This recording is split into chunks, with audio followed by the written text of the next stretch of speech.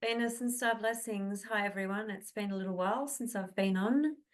It's been quite a dramatic, let's say, July. Yeah, for many, many different reasons. I think obviously collectively, since the sun has been in Leo, oof, and Venus in Leo, there's been a lot of drama, which is what we expect from the sign of Leo. The sign, the archetype that corresponds to the child who wants to come out and play, test the field, and see what reaction and responses it gets, in a playful, cheeky sort of way. But there are far more serious things taking place as well, and there have been in my own life. Personally, I've had a lot of crisis going on, which I'm not going to talk about, but I just want to say that's part of the reason as to why I haven't been on for about 7 or 8 days. I've been meaning to, but just today is the first day where I feel like I've actually got a moment to myself to sit down and do something. And here I am doing something for all of you who are here watching. So thank you for watching, by the way. So the new moon in Leo is a very, very beautiful new welcomed energy for sure, because we've had the last month, we've had the Capricorn full moon, Cancer new moon, Capricorn full moon. So we've had 2 full moons in Capricorn, new moon in Cancer in between. And that Cancer Capricorn axis is, well, not an easy axis, that's for sure. It is the 2 angular houses of the birth chart, houses 4 and 10. So it's part of that cross of matter. It's cardinal signs. It's actually a very, very challenging energy. And those cycles of the new moon and full moon, personally, I have felt them take me through an actual tsunami. It's just been complete chaos, actually. Not necessarily for me specifically, apart from me being sick. I've been sick for nearly 3 months. That's the total time of me having been sick this time round. It's been really difficult on that level as well. But just family crisis that have been really imminent situations, actually very, very, very critical. So I'm glad to have a day where I can actually feel like I can breathe again. So let's go to the chart of the new moon and start looking at some things. This is this chart here that you see on the screen is basically, as you can see, 4th of September 2023, right? And the reason I've got this here is because I just want to show you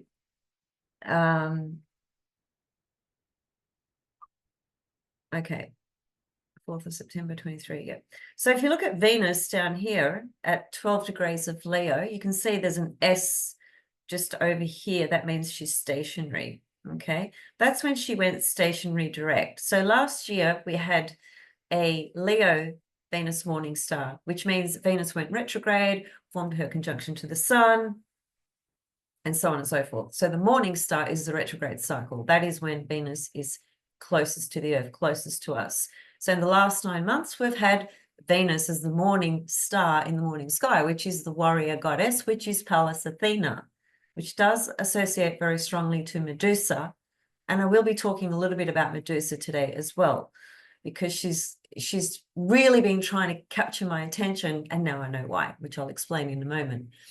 So I just want to show you that the degree that Venus stations direct is the same degree that the new moon on the 4th of August will occur as well, 12 degrees of Leo. That's a very important synchronicity. Nothing is coincidental. Now, the new moon in Leo last year as well, which occurred, I believe it was the 16th of August, around there. That new moon was at the later degrees of Leo, sort of towards the end of Leo, and it had an opposition to Pluto, but an out of sign opposition. So Pluto, there it is there. You can imagine just a few days before that, where the sun and the moon were together about a month, about a couple of weeks before this date here, where the sun and moon were together at around 28, 27 Leo, I think it was. Pluto is at 28 Capricorn, right? So it's still within range of opposition, but very, very, very, very, very, very wide. And plus, Pluto's in Capricorn. So what I'm just trying to paint a picture here to show you that the energy of the new moon last year in August, which followed the Lion's Gate, is very, very different to the energies we are seeing this time around. And I'll just show you the chart, obviously. And also note that the Venus star point, the conjunction between the Sun and Venus, was at 20 degrees of Leo last year, right? So all these degrees and these dates are very, very important, even just for looking at this new moon, which is occurring on the 4th of August. There it is there at 12 degrees and 33 minutes. I forgot to look at Sabian symbol book. I might do that in a moment. I'll see how we go with time. Now, as far as I understand, I don't believe anyone's really paid much notice to the fact that Pluto is actually opposite this new moon. I think that's a pretty important detail to kind of bring up. The opposition is not too wide, not at all, okay? So anyway, we have a new moon at 12.5 degrees of Leo, which is the same degree that Venus stationed direct last year. So this new moon activates that whole Venus cycle of the morning star, the Venus morning star, the Venus retrograde cycle. What does that mean? I'll talk about that in a moment. So we have that in the picture. We have the new moon at 12 degrees. The following day, Mercury stations retrograde. As you can see, there's an S here for Mercury, which is telling us Mercury is stationed at the moment. So it's really basically almost stopped, as it were. So the energy is just kind of compressed, and Mercury is preparing to, go retrograde, as it appears from our position on the Earth, that the planet is moving backwards, which realistically it's not. But anyway, so we've got Mercury stationing to go retrograde tomorrow, meaning the day after the new moon. We've got the new moon at 12 degrees of Leo, which is occurring 4 days before the Lion's Gate. We've got a new moon that is actually opposite Pluto, and Pluto is in Aquarius and retrograde. I'm expecting this new moon to be very, very dramatic, actually, to be quite honest, but not. It doesn't have to be disastrous. There's a lot of interesting things going on. I just want to talk a little bit about some of the aspects that are joining here. The most favorable, really, in terms of well, in terms of opportunities, I would think it's the sextile that the new moon is picking up to both Mars and Jupiter. Now, Mars is always a problem because Mars is a malefic planet. Yes, it's our willpower, our strength, our courage, our desires, and none of those things are inherently bad or wrong. In fact, nothing really is at the highest level, right?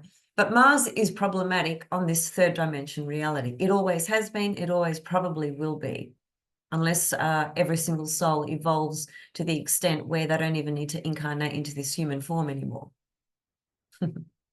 So Mars is a very difficult energy. However, it is conjunct Jupiter, and it is they are both forming a sextile to the Sun. All right, so this is a supportive energy. The sextiles, as I mentioned just recently, I think it might have even been in my most recent video. A sextile literally represents an opportunity, depending on the planets involved, where they are in your birth chart, and what is going on in your life. We have to break it down to these very, very specifics always. So where is the new moon occurring in your chart, and where is Mars and Jupiter at the moment in your chart as well? So where's Gemini and Leo, in other words? The sextile aspect requires us to actually do something with that energy. So the opportunity just doesn't, the heavens don't open up and it just drops on your lap. Okay. That can kind of happen more with the trine aspect. Things just organically, naturally appear, and that they just flow into this transition or smooth path, and they just happen naturally without much effort at all. But with a sextile aspect, it's not like that. It's literally an opportunity that we must actually act on. So one would need to think about what are the opportunities relative to the Gemini archetype, which is always information, learning, studying, communicating, and so forth. Now, there's a myriad of situations that could be, there are occurring in people's lives where this element of Gemini that's been really amplified with Mars and Jupiter at the moment, how can that be beneficial, you know, for us? What is going on in our life where this this level of communication, which is supported by Jupiter in Gemini, but can be very aggressive with Mars, but there is a harmonious aspect with Mars and Jupiter relative to the new moon. So another way of thinking about that would be to say, okay, so this new moon cycle, which occurs 4 days before the Lion's Gate, which activates the Leo Venus star point, which was Venus retrograde cycle last year, is going to bring up matters of Venus things, okay? So love, relationships, money, finances, values, self-worth, self-love, reevaluation of our own worth, you know, all those things. And anything that was, that maybe started around the time of the Leo Venus morning star last year, or that was further perhaps expanded or came to a conflicting end or whatever it was, because there's you know many different possibilities. There's not one way of interpreting this or one way of it manifesting. There's multiple ways, always, with all the energies. So it depends again, you know, what was going on in your life at the time. But whatever was going on is revisiting, as it were, with this new moon cycle. And the revisit that's going to occur is going to be very dramatic. It's going to be very, very intense. It's going to really light up more clearly now than previously, than August last year when the Sun-Venus conjunction occurred, the Leo morning star. This new moon is going to reactivate that energy because there's something that needs to be seen more clearly and revisited here. And I say this because Pluto is opposite this new moon. And an opposition is always about awareness, consciousness, things illuminating, things becoming clear. You're seeing it now. You couldn't see it last year, for example, or, you know, in the last 9 months. There were certain things that you were not able to see. Now you will see them. And the new moon, of course, is always an opportunity to, well, not an opportunity, but it is an energy that invites us into, you know, giving birth to something new. Now, we are giving birth to something new because it's a new moon in Leo. But the new thing we are giving birth to is something that we are pulling away from, because it's something that we are seeing more clearly now, right? With Pluto being opposite this new moon relative to whatever Venus, the Venus Leo morning star activated for you in your chart. It could have been very dramatic even then, but it would be probably more dramatic now in terms of how it's erupted, you know, what's come out of this cycle. It's actually not funny, because I've seen some people go through very, very, very serious dramatic situations with these energies, actually. Someone I know very close to me, yeah, some really serious things. So it's not funny, but it's incredibly dramatic. But you know, with Pluto, there's always a death, right? There has to be. That is the nature of Pluto, the lord of the underworld, Hades, right? Who really, with whatever Pluto sort of activates or shows us, it's always an opportunity to go deeper into the richness of our own soul. Pluto actually corresponds to the riches, the deep riches buried deeply in the earth, if you like, or in the underworld, which is our soul, right? So Pluto activates windows and pathways through really extreme, intense situations that will feel like a death, and in some cases they're a death in a metaphorical sense. So it could be the end of a relationship, that could be, you know, personal or otherwise, you know, in whatever context it is. But it is the end of something. It is the very deep, profound realization of something that's coming up here with this Pluto opposite the new moon.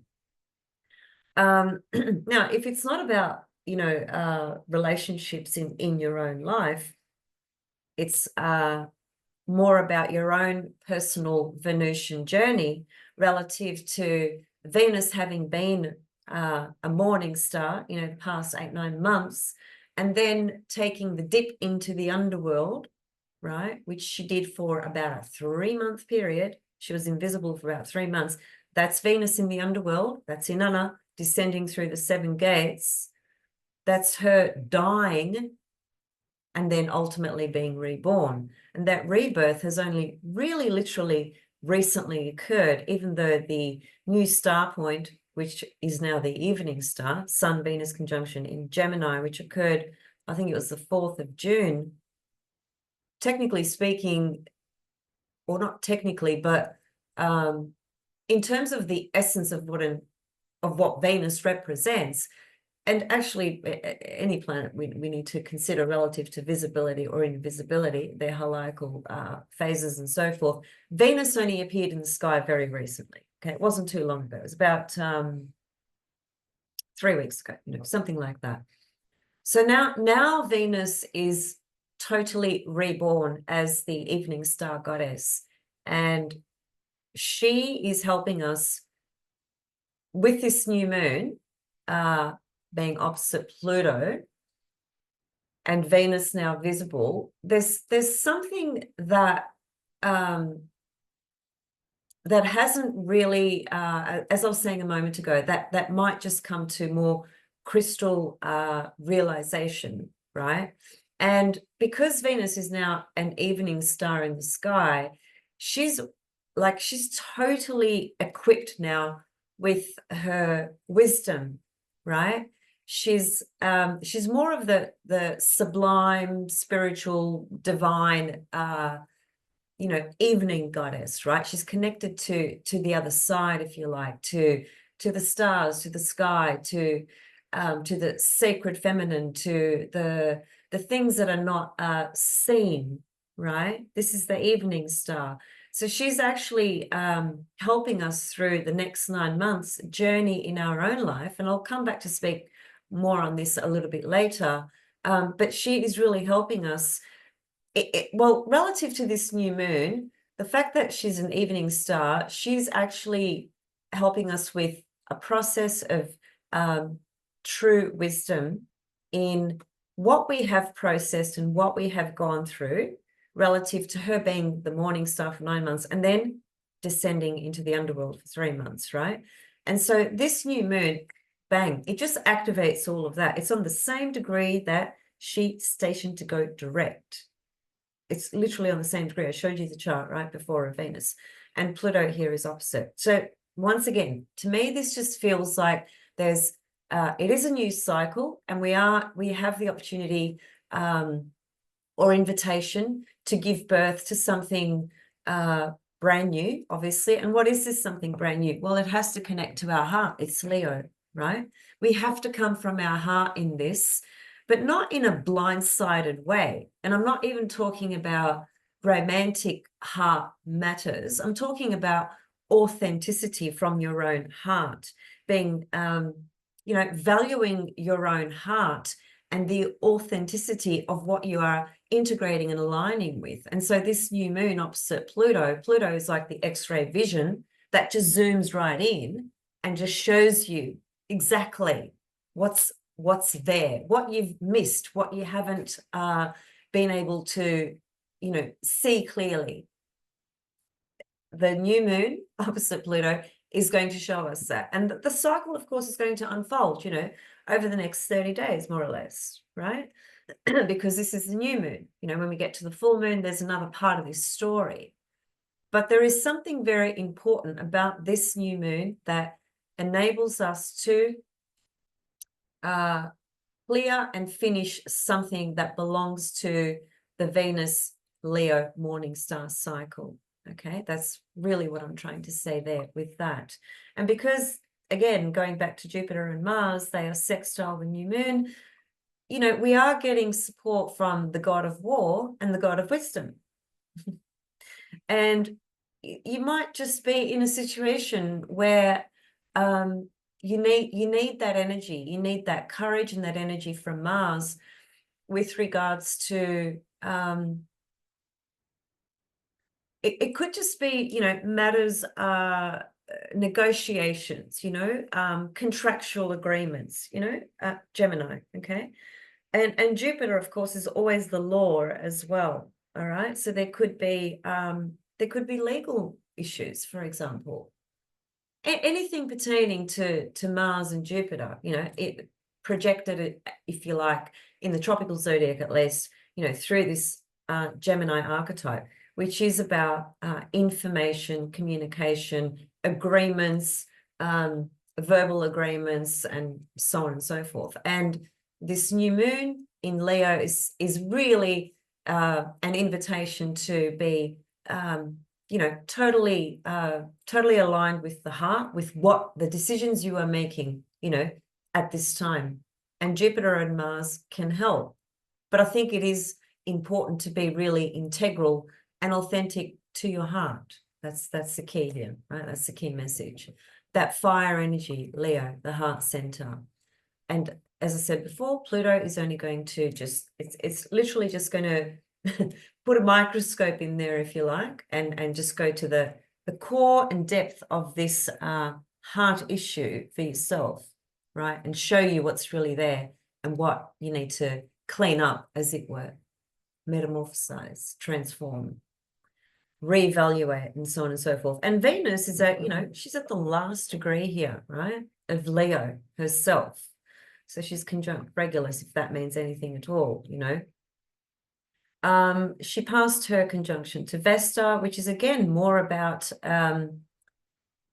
focused energy, focused, authentic energy towards the heart center, being true to your heart, you know, following that, no matter what, having the courage to do that, you know, all those sorts of things. And the other thing that I wanted to mention as well, let me see.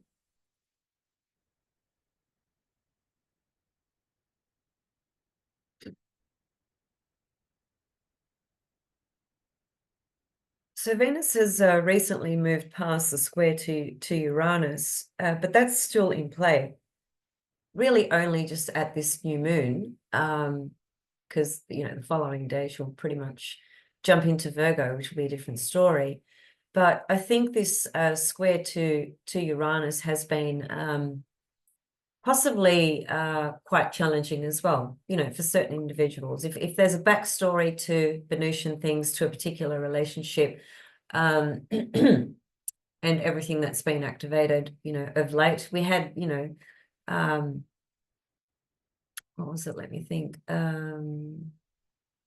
That's right. When Venus was in Cancer, you know, and she was forming that trine to Neptune, you know, there was that window of being, you know, just completely blindsided, perhaps by somebody, a situation, a relationship of some kind, you know, not seeing it through the reality, right? So we went through that window, and then, you know, once she got into Leo, late Leo, she formed that square to Uranus. So something would have suddenly erupted through that story and that journey, whatever it was for you that was going on in a relationship. Something sudden would have happened, something, you know, that you just wouldn't have been expecting. You didn't expect that person to do that. You didn't expect that person to say that, you know, whatever it was. It's very hard to be more specific than that, because again, with these transits, you know, these are the way they're going to be reflected for you is really, it always comes down to you and your own birth chart, you know, all the activations that are happening to you and your birth chart, you know, where are you at in your life? So it's a bit hard to be a bit more specific than that, but certainly, you know, we can use some generic, if you like, key themes and key terms, which would speak to most of us in certain ways anyway, you know. Even though I'm not in a relationship, for instance, everything that I've said has manifested, you know, to somebody very close to me, and I've been witness to that and been in support to that as well, and it felt like it was happening to me, as it were, because this person is very close to me. So that's just an example to show you that even though certain things may not have manifested in your own life, it might have been to somebody very close to you as well. There is always that possibility too, right? Let me think. So Venus has passed the square to Uranus, but still kind of there. So there's still a little bit of you know, unpredictable energy in the ether relative to Venus and Uranus, at least.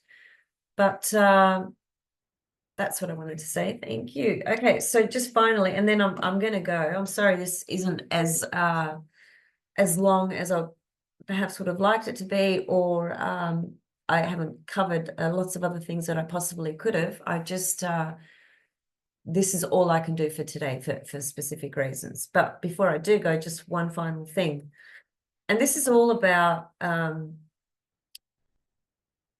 really, it's all about the sacred divine feminine energy, and just how it can never be shut down, ever, because it lives within all of us. And even though, you know, cycles and seasons and all sorts of cycles from the, you know, from the micro to the macro bring in different waves of different things. For example, you know, for a very long time, I don't know how long, we were living in a matriarchal existence, if you like.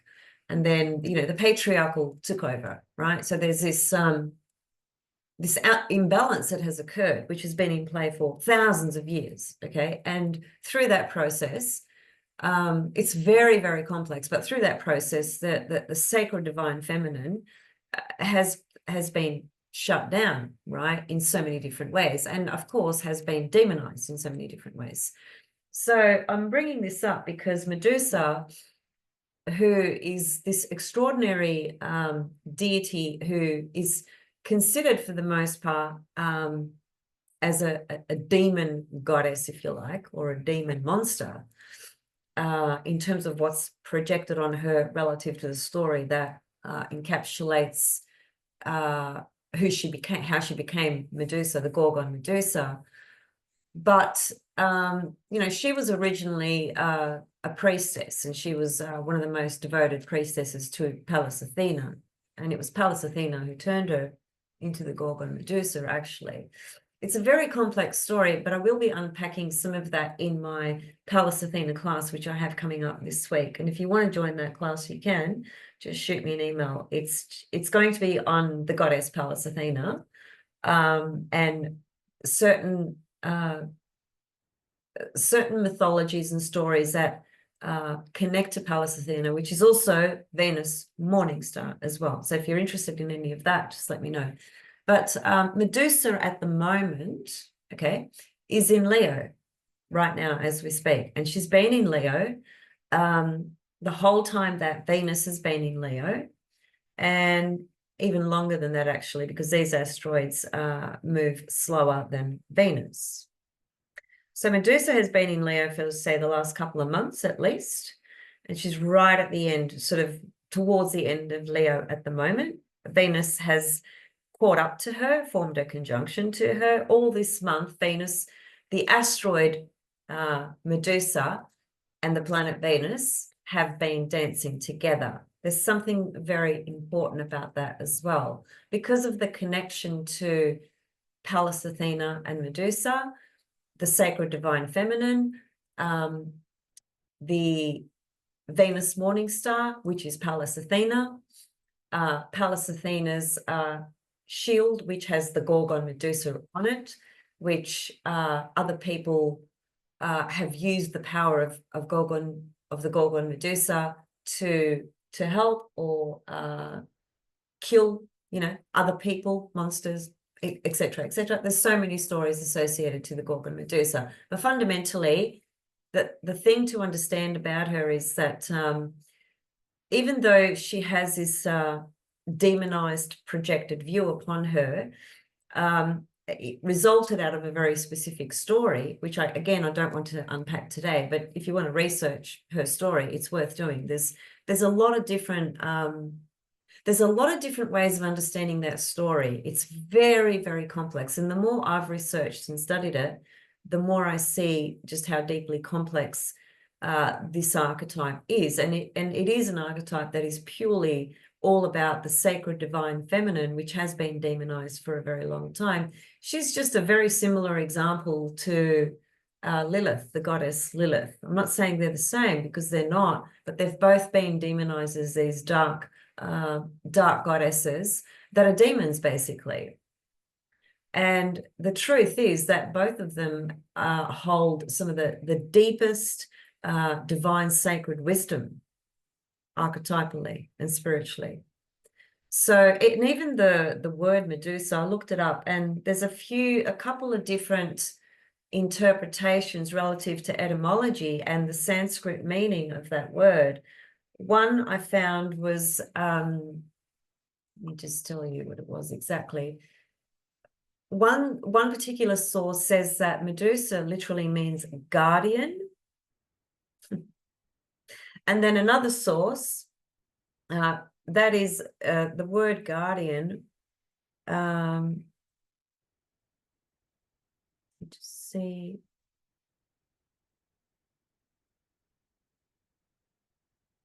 There's a few different layers to this, because if you look at Gorgon Medusa, they're two different words as well. So Medusa was a Gorgon Medusa, so that's why she's so complex. But basically, anyway, the word Medusa means guardian, from the word medion, which are maybe Latin, I think. I'm not sure about that. But anyway, one word that is that reflects the root meaning of Medusa is guardian, and the other one was sovereign female wisdom. So Medusa herself is basically a goddess of wisdom, right? Deep, deep, deep divine sacred wisdom that, has basically been demonized. So I think when Medusa shows up prominently in our chart, and it's very interesting, because, as I said, she's been talking to me a lot of late, which is why I've been researching more into her.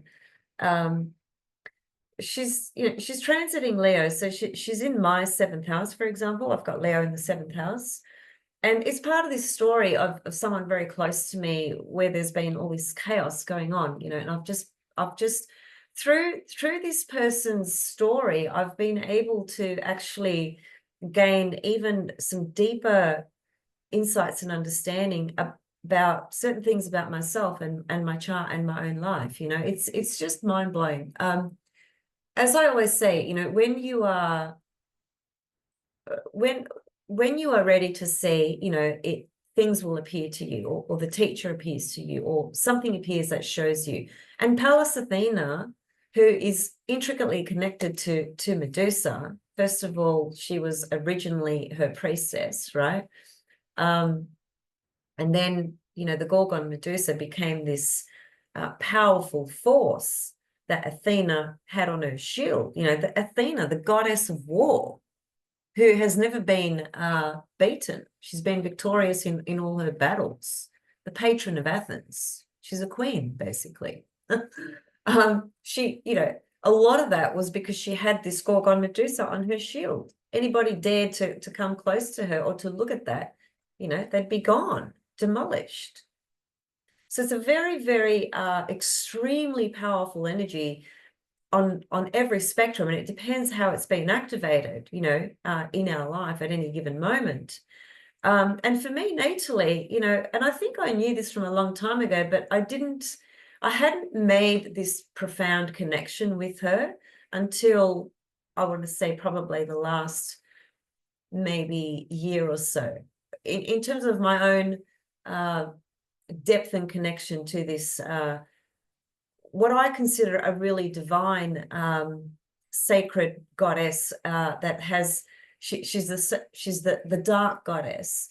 And when we use the word dark, it's interesting because often most people will associate the word dark with something that's horrible and evil and wrong and bad and all of that.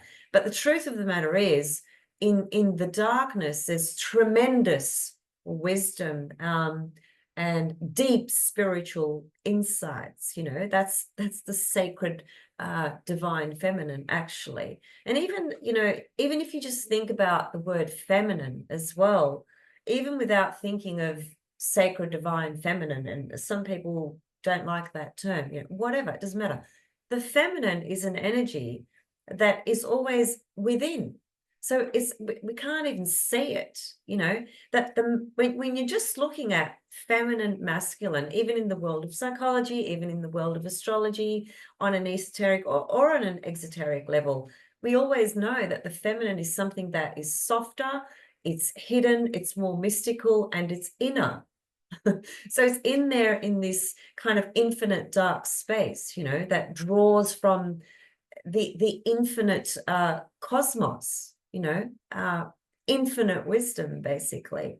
It's just been twisted and projected, you know, to be demonized since the patriarchal systems came in and wanted to take over, more or less. So the Gorgon Medusa, while she does have this dark side to her,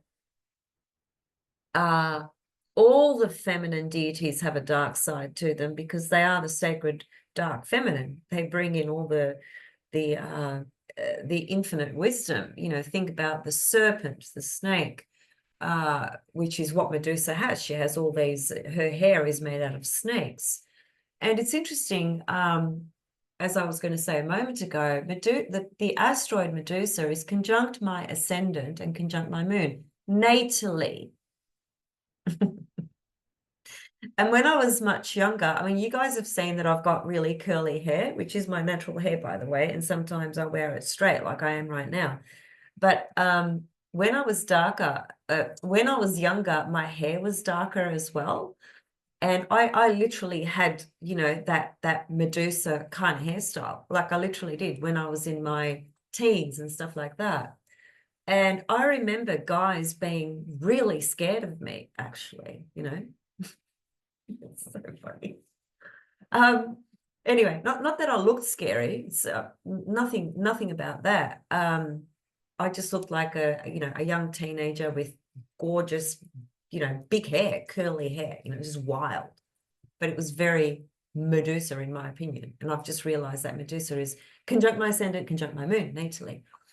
And transiting Medusa is in Leo. So she's been opposite my ascendant and opposite my moon in my 7th house, coming to me, giving me all these little downloads and transmissions and insights into just how important she is for me, and just how important she is actually for the whole energy of the sacred feminine. So if there's been, you know, things going on for you personally around Venusian matters, just keep in mind, if it has been very difficult and very confronting, which it probably has, it's also because Medusa and Venus have been together in Leo. So it's probably been, you know, really dramatic. Now, the other thing about Medusa as well is, you know, at the highest level, she's this sovereign, sacred, divine, dark feminine energy. But on the other hand, she can also be the aspects of ourself that have been cast out, traumatized, betrayed, you know, all those sort, like think of abusive relationships, traumatic relationships, codependency, you know, where all these different things come out. Medusa could be very prominent in those sorts of things as well, as often is Lilith. You know, I've never not seen two people in an abusive relationship where Lilith was not active in that chart, in the individual's charts or in the transits that were happening at the time.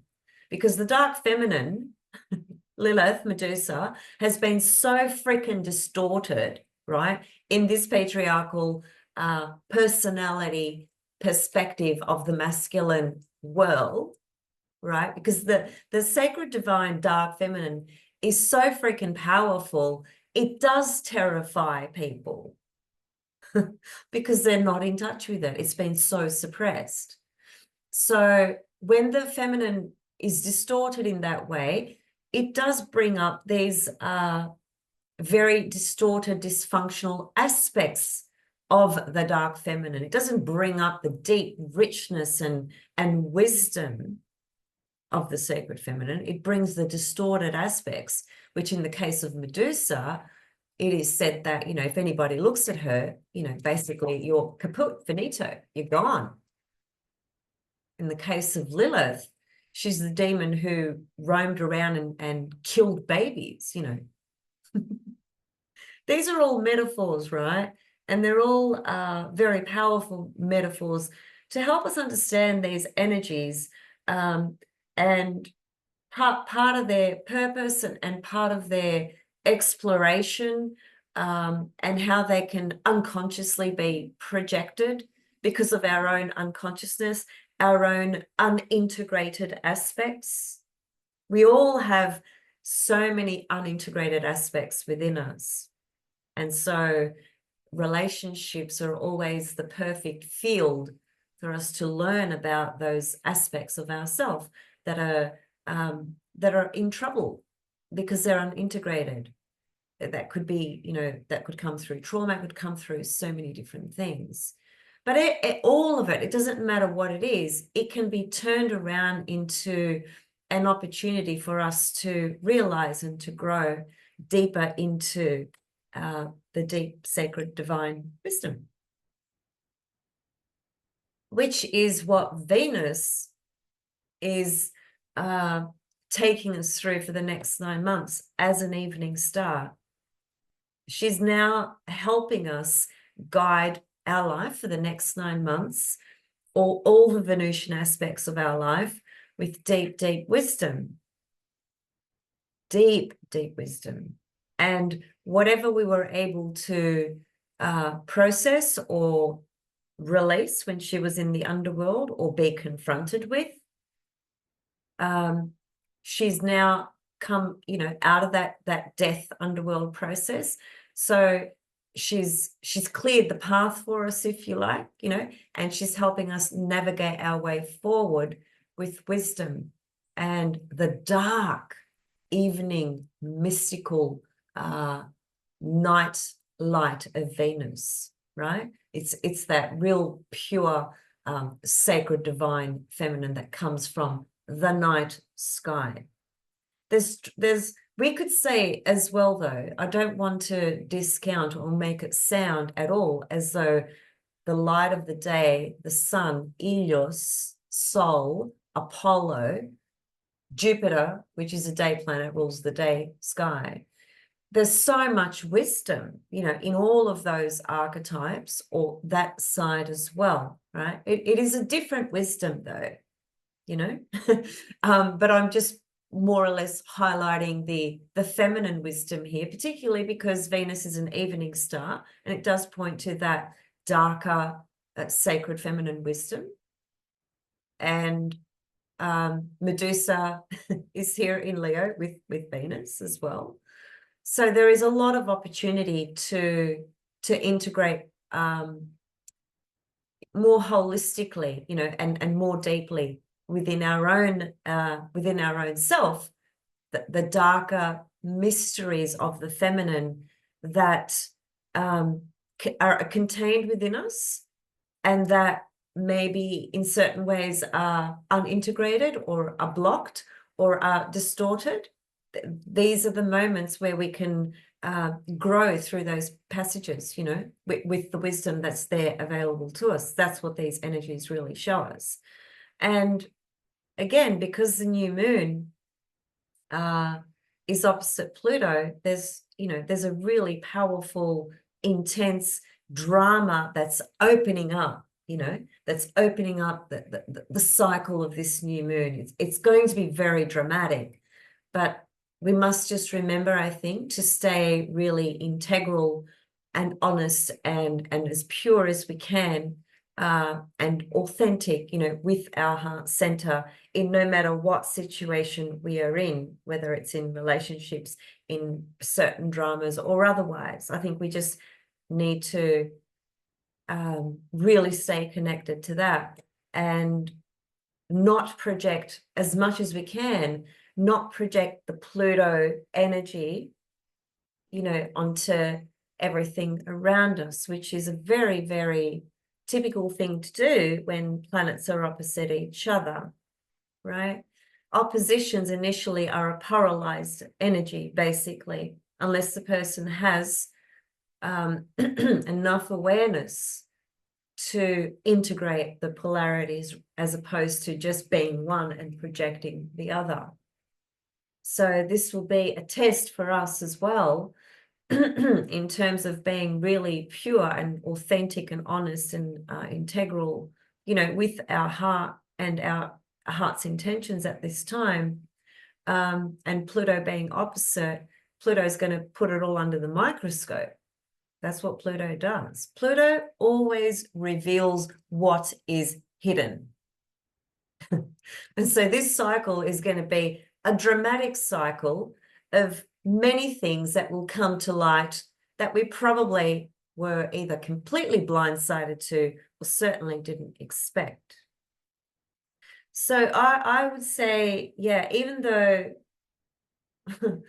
the two Capricorn full moons and the Cancer new moon, I think that, frankly, that cycle's hell. I just did not enjoy that at all. It's been really, really awful, to be quite honest. It's it's been really, really difficult, but I survived, just like most of us have.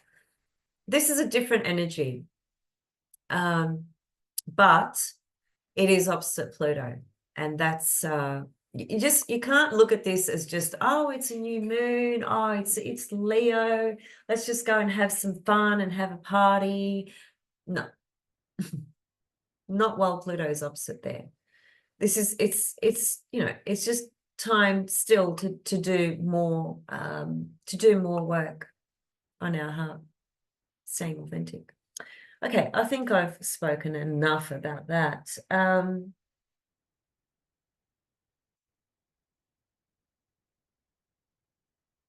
Yeah, so with Medusa, I think I was just really trying to ultimately, just to circle back to that for a second, I was really just trying to emphasize that with Medusa, she is such a complex divinity or devil, however you want to look at her. She's a sacred, divine, dark feminine is what she really is. Those aspects that have been suppressed or not owned or shamed or traumatized or blocked or inhibited or whatever it is,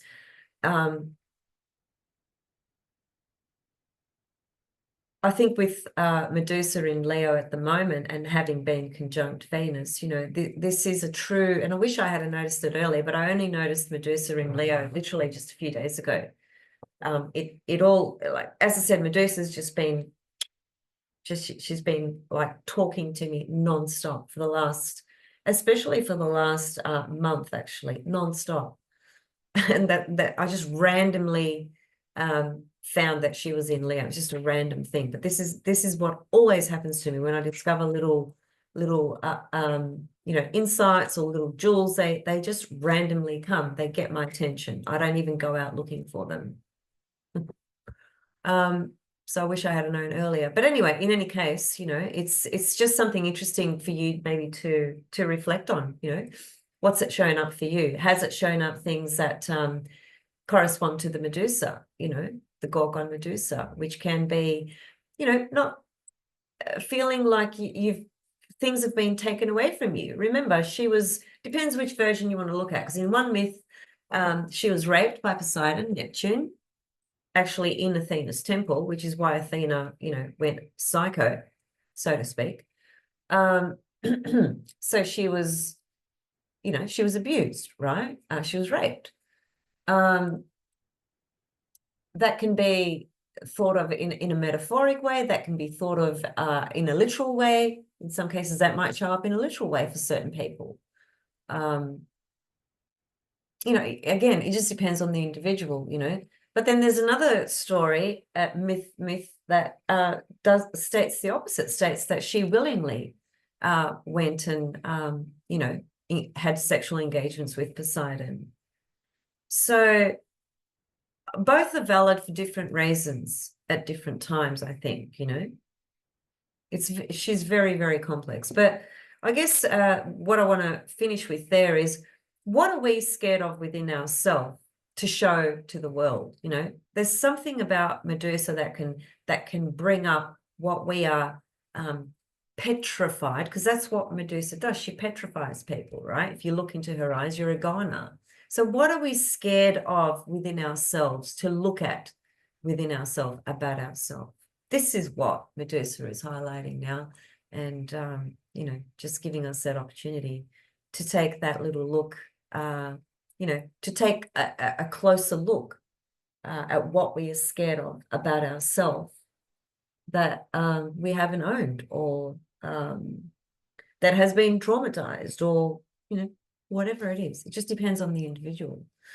All right, guys, I'm going to sign off. I hope this information was interesting for you. Happy new moon to all of you. Leo is certainly a much brighter energy. I forgot to mention that. There is that part of Leo, I think, that we'll feel with this new moon, because the Lion's Gate occurs 4 days later as well. But it's drama. It is drama, you know. It just is drama. Look at the Olympics, all the drama around that. Oh my God, it's just, yeah, it's just all drama. But anyway, yeah, happy new moon. And I might come back and talk about the Mercury retrograde cycle. Because that, you know, Mercury retrograde, which starts day after the new moon at 4 degrees of Virgo, you know, it goes so far back into Leo, where it activates the Venus star point as well, the Leo Venus star point. So that Leo Venus star point, you know, has had a lot of energy around it, you know, for the last few weeks, with Venus in Leo, the sun in Leo. Now we've got a new moon Leo, we've got the Lion's Gate 4 days after the new moon, we've got Mercury going retrograde in Virgo, which goes back into Leo. There's going to be more drama collectively. In the USA, I want to say there's going to probably be a lot more drama there. And just, you know, yeah, with perhaps with certain things in our own life. So just, yeah, just try and stay